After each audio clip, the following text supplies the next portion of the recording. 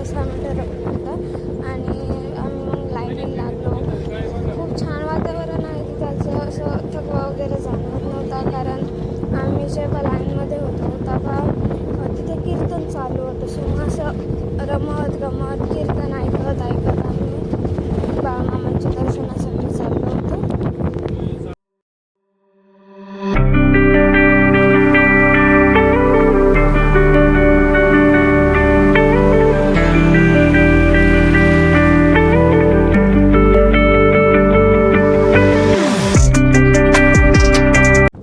पाहू शकता खूप छान असं कीर्तन चालू आहे आणि साईडनी लाईन आहे, मध्ये कीर्तन चालू आहे.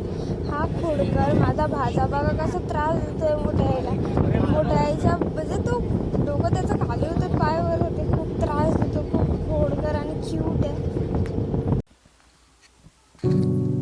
बाळूमामांचं दर्शन तुम्हाला दाखवलं असतं, पण तिथं मोबाईल वगैरे जप्त करून घेतलं, सो मग मोबाईल शूट घेतलंच नाही.